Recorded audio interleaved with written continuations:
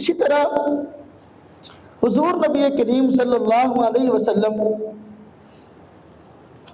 کے دور میں جمعہ اور عید اگر اکٹھے ہو جاتے تو جمعہ بھی ادا فرماتے، عید بھی ادا فرماتے۔ کیا حضور نبی کریم صلی اللہ علیہ وسلم کے دور میں جمعہ اور عید اگر اکٹھے ہوتے، جس طرح کہ ہمارے ہاں دیکھیں ایسا ہو، اگر تو روزے 29 ہوتے ہیں تو عید جمعہ کی ہوگی، اگر 30 ہوتے ہیں تو پھر ہماری عید ہفتے کے دن ہوگی، لیکن عرب میں غالباً عید جو ہے وہ جمعہ کے دن ہوگی، تو وہاں جمعہ اور عید اکٹھے ہو گئے۔ تو جمعہ اور عید اکٹھے ہو جائیں تو اب کیا ہم نے دونوں پڑھنے ہیں یا کوئی چھوڑ دینا ہے؟ تو اس مسئلے کو سمجھنے کی ضرورت ہے۔ بعض حضرات کہتے ہیں کہ اگر جمعہ اور عید اکٹھے ہو جائے، دونوں ایک دن ہے، تو پھر جمعہ معاف ہو جاتا ہے، عید کی نماز پڑھ لو۔ یہ بات بالکل غلط ہے، بالکل غلط ہے۔ حضور نبی کریم صلی اللہ علیہ وسلم کے دور میں کئی روایت موجود ہیں کہ نبی کریم صلی اللہ علیہ وسلم کے دور میں جمعہ اور عید دونوں اکٹھے ہو گئے، تو آپ نے عید کی نماز پڑھائی، اور عید کی نماز پڑھانے کے بعد جو لوگ دیہاتوں سے آئے ہوئے تھے نا، ان کو واپس جانے کی اجازت دی، اور میں کہ بھائی دیکھو جو لوگ واپس جانا چاہتے ہیں وہ چلے جائیں۔ ہاں جی، وَإِنَّا فرمایا لَمُجَمِّعُونَ، ہم تو ضرور جمعہ پڑھیں گے۔ اب دیکھو حضور نبی کریم صلی اللہ علیہ وسلم سے جو بات ثابت ہے وہ یہ کہ آپ صلی اللہ علیہ وسلم نے کبھی بھی ایسا نہیں کیا کہ آپ کے دور میں جمعہ اور عید دونوں اکٹھے ہوئے ہوں اور آپ نے عید پڑھ کے جمعہ چھوڑ دیا ہو، بلکہ یہ جو ہے نا جمعہ چھوڑنے کی اجازت ہے، یہ کس کے لیے؟ یہ بات کو سمجھنے کی ضرورت ہے، ذرا پہلے سمجھیں۔ جو اصل میں دیہات والے لوگ ہوتے ہیں نا، چھوٹے دیہات جہاں جو بڑے قصبے نہیں ہیں، جہاں شہری سہولیات نہیں ہیں، ان لوگوں پر اصل میں جمعہ واجب نہیں ہے۔ وہ جو دیہاتوں والے لوگ ہوتے ہیں تو وہ نہ ان پہ عید واجب ہے نہ ان پہ جمعہ واجب ہے۔ عید کی نماز ان پہ ویسے واجب نہیں پڑھیں گے، اور جمعہ کے لیے وہ ظہر کی نماز پڑھتے ہیں۔ یعنی چھوٹی چھوٹی آبادیاں جو بالکل شہر سے دور ہے، جہاں شہری سہولیات نہیں ہیں، چند ایک گھر ہیں، 5-7 گھر ہیں یہاں ہے، پھر 2-4 میل چھوڑ کے 5-7 گھر وہاں ہے، اس طرح ان لوگوں پر نہ عید کی نماز واجب ہے نہ ان پر جمعہ واجب ہے۔ عید کی نماز تو پڑھیں گے نہیں، اور جمعہ کے لیے ان کے لیے مسئلہ ہے کہ بھئی یہ جمعہ کی بجائے عید کی نماز پڑھیں گے۔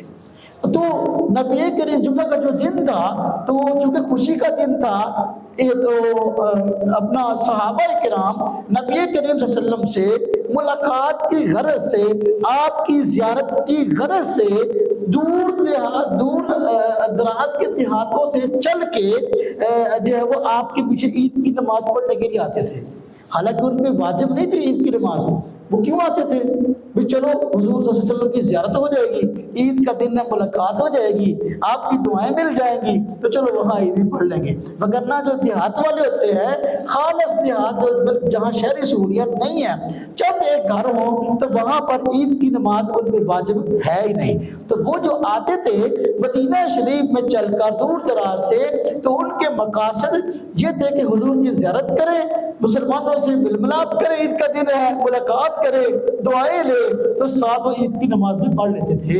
تو چونکہ جو چھوٹے چھوٹے دیہاتوں والے ہیں ان پر نہ جمعہ واجب نہ عید واجب، تو چونکہ عید کے لیے آئے ہوئے ہوتے تھے تو حضور جو جمعے کی چھٹی تھی یا رخصت تھی ان کو دیتے تھے کہ بھئی آپ لوگ آئے ہیں دور سفر کر کے، تو لہذا آپ واپس جانا چاہتے چلے جائیں۔ وَإِنَّا لَمُجَمِّعُونَ، بھئی ہم تو جمعہ پڑھیں گے، اِنَّا تقید کہتا ہے بے شک ہم تو جمعہ پڑھیں گے۔ معلوم ہوا کہ بھئی جو شہری لوگ ہیں ان کے لیے جمعہ معاف نہیں ہے۔ بعض لوگوں نے تو پھر اہل حدیث کے لوگ ہیں تو وہ کہتے ہیں کہ جمعہ اور عید اکٹھی ہو جائے تو جمعہ معاف ہے۔ بالکل بات غلط ہے۔ حضور نبی کریم صلی اللہ علیہ وسلم نے ایک مرتبہ بھی ایسا نہیں ہوا کبھی آپ کے دور میں جمعہ اور عید اکٹھا ہوا ہو تو آپ نے عید کی نماز نہ پڑھائی ہو۔ اور جہاں تک انہوں نے غلو کیا اس مسئلے میں کہ بعض لوگوں نے کہا کہ جمعہ اور عید اکٹھے ہو جائے، جمعہ بھی معاف اور ظہر کی نماز بھی معاف ہے، نعوذ باللہ من ذالک۔ حالانکہ جمعہ یا ظہر کی نماز تو فرض ہے، اور عید کی نماز جو ہے یہ فرض نہیں بلکہ یہ واجب قریب ہے۔ تو جو واجب ہے وہ تو پڑھ لو، جو فرض ہے وہ چھوڑ دو، یہ کہاں کا مسئلہ ہے؟ یہی وجہ خلیفہ راشد، ہم کہتے ہیں دین سمجھنا صحابہ کرام سے سمجھے، خلیفہ راشد حضرت سیدنا عثمان ذو النورین رضی اللہ تعالیٰ عنہ کے دور میں بھی عید اور جمعہ اکٹھے ہو گئے تھے. بخاری شریف میں روایت موجود ہے. عید اور جمعہ اکٹھے ہو گئے تھے، اور بھی دیگر کئی کتابوں میں روایت موجود ہے. تو جب حضرت عثمان رضی اللہ تعالیٰ عنہ نے عید کی نماز پڑھائی تو پھر فرمایا کہ بھائی جو دیہات والے ہیں یہ واپس جانا چاہیں تو چلے جائیں، ہم جمعہ پڑھیں گے.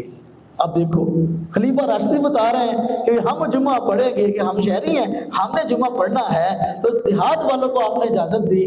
تو بھائی اس مسئلے کو جانا نہیں چاہیے، خام خواہ لوگوں کی نمازیں خراب نہیں کرنی چاہیے. اور دیکھیں کئی کتب میں روایات موجود ہیں کہ جب کبھی جمعہ اور عید اکٹھے ہو جاتے، حضور نبی کریم صلی اللہ علیہ وسلم جمعہ کی نماز میں بھی عید کی نماز میں دو ہی صورتیں قرات کرتے. ایک سورہ اعلیٰ سبح اسم ربک الاعلیٰ، اور دوسرا سورہ غاشیہ هل اتاک حدیث الغاشیہ. جمعے کی نماز میں بھی تقریباً آپ کا معمول تک کبھی نہ پڑھتا کہ اکثر سورہ اعلیٰ اور سورہ یہ غاشیہ پڑھتے تھے. کبھی جمعہ اور عید اکٹھے جاتے تو آپ دونوں نمازوں میں یہی دو صورتیں پڑھتے. تو کئی روایات میں آیا کہ جس دن جمعہ اور عید اکٹھے ہوتے حضور نبی کریم صلی اللہ علیہ وسلم دونوں نمازوں میں یعنی عید کی نماز میں بھی اور جمعہ کی نماز میں بھی سبح اسم ربک الاعلیٰ اور سورہ غاشیہ هل اتاک حدیث الغاشیہ تلاوت کرتے. یہ حدیث سے جن میں یہ آیا یہ بھی اس بات کی دلیل ہے کہ بھئی حضور نبی کریم صلی اللہ علیہ وسلم جمعہ بھی پڑھتے تھے عید بھی پڑھتے تھے. وگرنہ ان روایات کا معنی کوئی نہیں کہ جب دونوں اکٹھی ہوتی آپ دونوں میں یہی تلاوت کرتے. اگر دونوں نمازیں پڑھتے ہی نہیں تھے، عید جمعہ چھوڑ دیتے تھے عید کی وجہ سے، تو پھر یہ کیسے کیا مطلب ہوا کہ آپ جب جمعہ اور عید اکٹھے ہوتے تو دونوں نمازوں میں ہی یہ دو صورتیں پڑھتے. میرے بھائیوں، میرے دوستوں، میرے عزیزوں، بات کو سمجھنا چاہیے. حضور نبی کریم صلی اللہ علیہ وسلم جب کبھی جمعہ اور عید اکٹھے ہوتے تو آپ جمعہ بھی پڑھتے، عید کی نماز بھی پڑھتے.